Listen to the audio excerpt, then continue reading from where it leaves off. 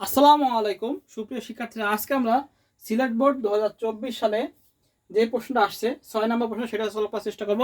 আমরা HTML অধ্যায় করাচ্ছি। আচ্ছা, প্রথম যে প্রশ্নটা আমরা একটু দেখিনি সবাই, আর যাদের কাছে প্রশ্ন আছে তারা প্রশ্ন থেকে দেখতে পারি, তাদের কাছে প্রশ্ন নেই তারা স্ক্রিনশট নিতে পারি। এই যে প্রশ্ন বোঝা যাচ্ছে কিনা, আমার কাছে যে প্রশ্নটা আছে বোঝা যাচ্ছে কিনা।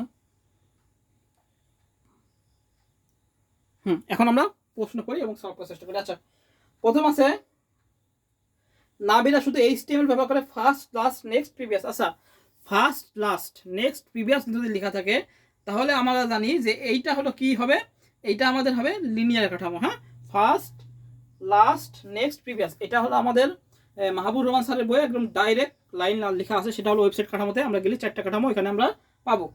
আচ্ছা, এবার বলেছে লিঙ্ক বিশিষ্ট একটি ওয়েবসাইট তৈরি করলো, ওয়েবসাইটের ব্যবহারকারীর নিকট মতামত নিতে এবং আপডেট তথ্য এবার আপডেট তথ্য কি করে না,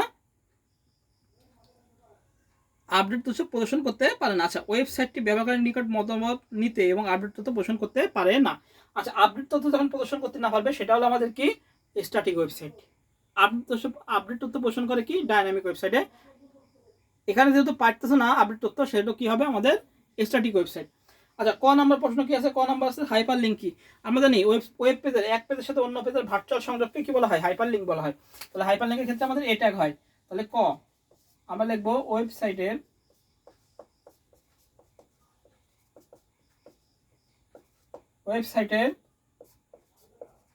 এক পেজের সাথে অন্য পেজের ভার্চুয়াল সংযোগ স্থাপন করাকে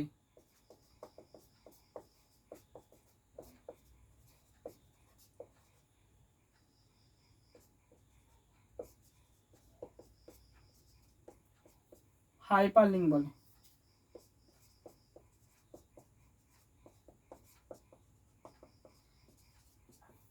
তাহলে কি হলো, ওয়েবসাইটের এক পেজের সাথে অন্য পেজের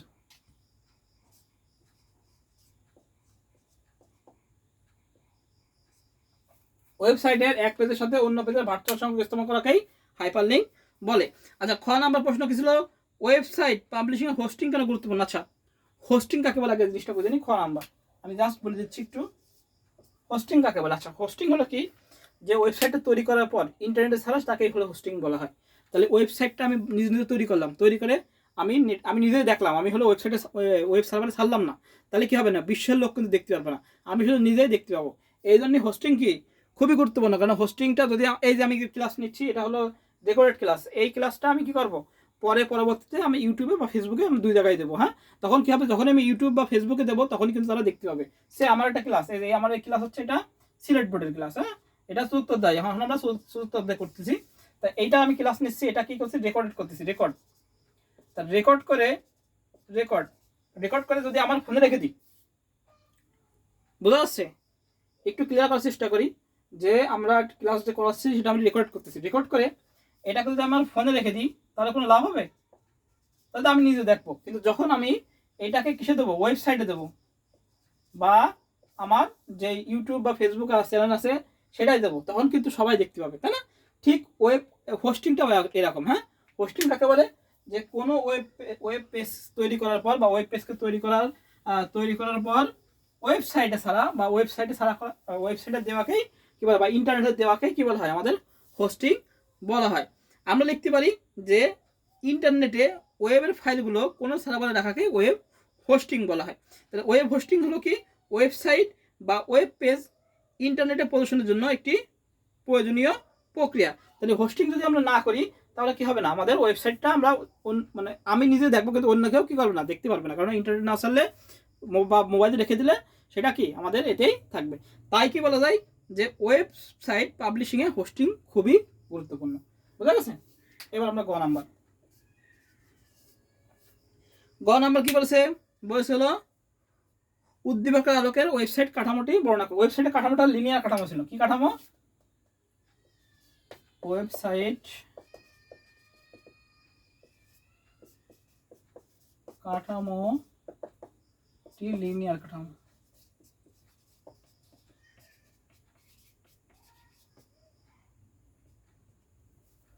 ওয়েবসাইট কাঠামো কি লিনিয়ার কাঠামো। যখনই আমাদের নেক্সট, প্রিভিয়াস যদি এমন থাকে, ফার্স্ট, লাস্ট, নেক্সট, প্রিভিয়াস অর্থাৎ সিরিয়াল অনুযায়ী থাকে, সেটাকে কি বলা হয় আমাদের লিনিয়ার কাঠামো। আমরা দেখবো যে উদ্দীপকের যে ওয়েবসাইট কাঠামোটা বলা আছে সেটা কি আমাদের লিনিয়ার কাঠামো। এবার লিখবো যে ওয়েবসাইটের কোনো ওয়েবসাইটের পেজগুলো যদি ক্রমানুসারে সাজানো থাকে তাকে কি বলে, বা নাম্বার অনুযায়ী বা সিরিয়াল অনুযায়ী সাজানো থাকে তাকে কি বলা হয় লিনিয়ার কাঠামো বলে। আমরা চিত্র দিয়ে দেবো, চিত্র দিয়ে আমরা উদ্দীপকের একটু বর্ণনা দিয়ে লিনিয়ার কাঠামো সম্পর্কে লিখে দেবো, শেষ। এবার ঘ নম্বর কি বলেছে, এই প্রশ্নটা যশোর 23 সালেও আসছে যে উদ্দীপকের সমস্যা সমাধানের জন্য প্রয়োজনীয় পদক্ষেপ বিশ্লেষণ করো। এখান থেকে কিন্তু আমি সাজেশনও দিয়ে দিয়েছিলাম এটা, যে উদ্দীপকের সমস্যা, উদ্দীপকে উল্লেখিত সমস্যা সমাধানের জন্য প্রয়োজনীয় পদক্ষেপ বর্ণনা করো। আচ্ছা, এই যে ছিল মানে কি করছিল যে ব্যবহারকারীরা ওয়েবসাইটে ব্যবহারকারীর নিকট মতামত নিতে এবং আপডেট পোষণ করতে পারে না, এটা কি ছিল আমাদের স্ট্যাটিক ওয়েবসাইট ছিল, এটাকে কিসের রূপান্তর করতে হবে, ডাইনামিক ওয়েবসাইটে। তাহলে কি লিখবো আমরা, উদ্দীপকের সমস্যা সমাধানের জন্য আমরা ঘ নাম্বার লিখবো, আমি সংক্ষেপে লিখে দিচ্ছি, উদ্দীপকের সমস্যা সমাধানের জন্য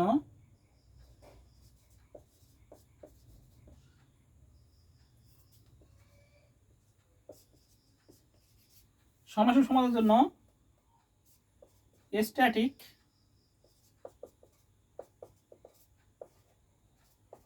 ওয়েবসাইটকে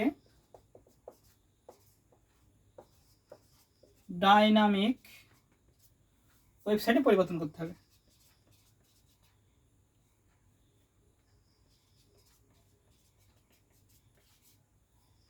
সাইটে পরিবর্তন করতে হবে।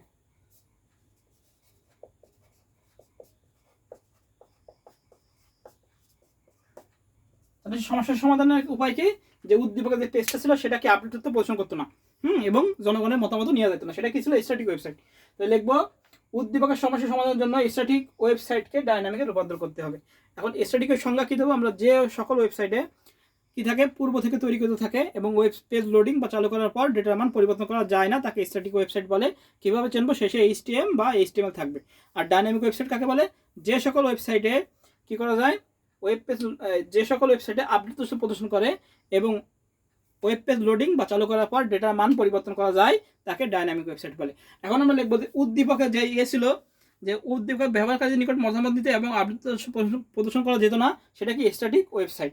এটাকে যদি আমরা ডাইনামিক ওয়েবসাইটে রূপান্তর করি তাহলে কি হবে, স্বয়ংক্রিয়ভাবে আপডেট প্রদর্শন করবে এবং মতামত জনগণের মতামত নিয়ে যাবে। এভাবে লিখে আমরা মোটামুটি লিখে শেষে লিখবো যে পরিশেষে বলা যায় যে অবশ্যই তার ওয়েবসাইটটি স্ট্যাটিক ওয়েবসাইট ছিল, এটাকে ডাইনামিকে রূপান্তর করলে তার সমস্যা সমাধান হয়ে যাবে। মোটামুটি একটুকু বর্ণনা করে লিখলে আমাদের ক খ গ ঘ মোটামুটি শেষ। এটা জাস্ট লেখা, এখানে কোনো ট্যাগ দেয়নি, হ্যাঁ, কোনো টেবিল ট্যাগ, কোনো ট্যাগ দেয়নি, শুধু জাস্ট আমাদের লিখে দিতে হবে। হ্যাঁ, তাহলে আজকে এই পর্যন্তই আমাদের সিলেট বোর্ড 2024 সালের 6 নম্বর প্রশ্ন, হ্যাঁ, সলভ হয়ে গেল। সবাইকে আসসালামু আলাইকুম।